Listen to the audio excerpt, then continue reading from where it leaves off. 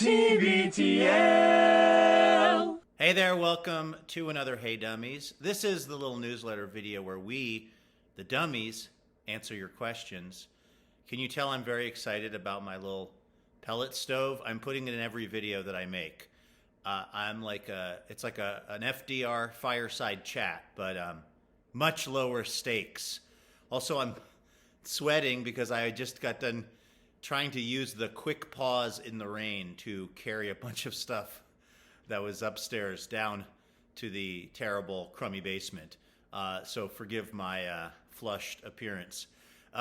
This week's question comes from, also I wear glasses now to read things, which is a really fun development in my life. It's a twofer. It comes from two people, Michelle and Alice. And they ask, our Hey Dummies question is something we've been pondering for a while. What happened to Luke's boats and his big orange truck? Last we heard, Luke was just visiting that at a car repair shop in Portland. What became of it and the boats? Are they with him at a new house? We can't rest not knowing what happened to Luke's old vehicles. Signed Michelle and Alice. Something they don't tell you in the literature about the glasses is how quickly they fog up when you're super sweaty from running up and down the stairs.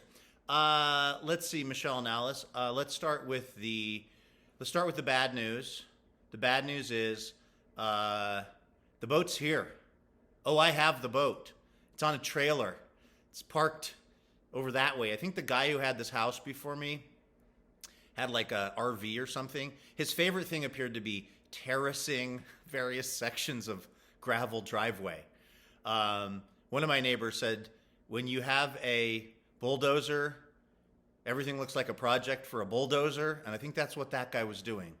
But the good news is there's lots of places to park boats, which is definitely classy. So the boat, the smaller of the two, it's a runabout, it's called. It's by Norseman. Google it if you want. It's a, 17-foot runabout from the 1960s. That one is on a trailer. I towed it down here from Bellingham after my neighbor Rich fixed the trailer, fixed the springs on the trailer, although he did technically put the axle on upside down. But who can blame the guy? He's a doctor. He's not a trailer fixerer. But then the guy at the boatyard flipped the axle over, and we were A-okay. So that's the bad news. I still have the boat, and I've still got to figure out what to do with the boat because the boat needs a lot of love and to get seaworthy again. And it turns out this house needs a lot of love. What you're seeing is effectively the one small section behind me of the house that's actually in good shape. The good news is I don't have the truck anymore. Why? Because the guys at the auto repair place just decided to file, I think, something you might call adverse possession.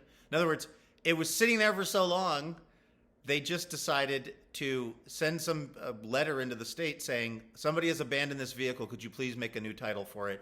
And then we're going to sell it on Craigslist, which they did, or at least were trying to, last I heard, because somebody sent me the listing of my truck that I was the owner of for all of, well, I mean, technically, I guess I owned it for like a year or something, but I basically went and bought it off the street, had it towed to this repair shop.